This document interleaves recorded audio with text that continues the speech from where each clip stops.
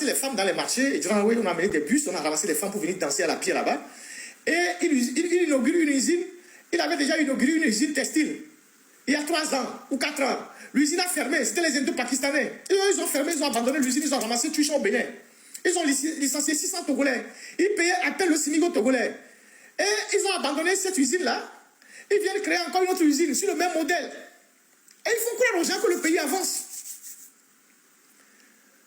Il y avait une première usine là-bas qu'on nous a présenté comme une usine merveilleuse de textile. Ils faisaient les godévilles, les slips là qu'ils vont vendre aux États-Unis. Des conneries comme ça. Ils ont fermé l'usine là. J'ai eu beaucoup des employés là-bas qui m'ont parlé, qui m'ont décrit les conditions de travail. Ils travaillent jusqu'au week-end. Ils étaient payés au lance-pierre avec un salaire de misère. Et donc, les installations de cette usine-là sont là, fermées. Et il va encore inaugurer à côté une autre usine textile. Donc lui, il inaugure une usine aujourd'hui, elle ferme, il inaugure une autre usine, elle va fermer aussi. Donc ces gars-là, ils ont ramassé leurs trucs qui sont au Bénin. Donc, avant d'arriver à des trucs là-bas, on a chassé tout le monde. On a bloqué la route pendant 4 heures de temps. Pendant 4 heures de temps, on a chassé tout le monde. Les gens que vous avez vu en train de danser là, c'est les gens qu'on a ramassés dans les marchés, les femmes qu'on a ramassées là, on leur a payé 1000 francs, 1000 francs. Et lui-même, il est arrivé avec toute une caserne et un hélicoptère en l'air qui tenait des fusils à lunettes qui surveillaient la population.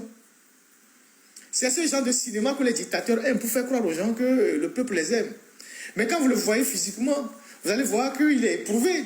Si vous savez analyser des images, vous zoomez bien ces photos, vous regardez son regard, son visage.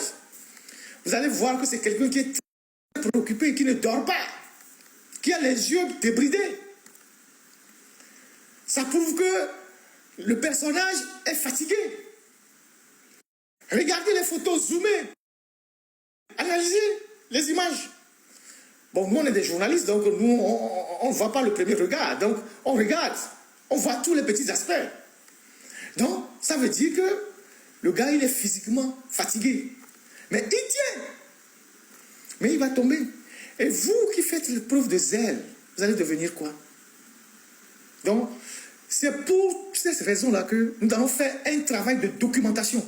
Donc, quand la plateforme sera prête, je vais lancer la plateforme, je vais vous dire comment vous allez faire parvenir des informations sur la plateforme, de tous les milieux, de tous les secteurs. Vous connaissez un inspecteur des impôts qui a volé l'argent, qui construit des maisons partout, envoyez-nous les documents.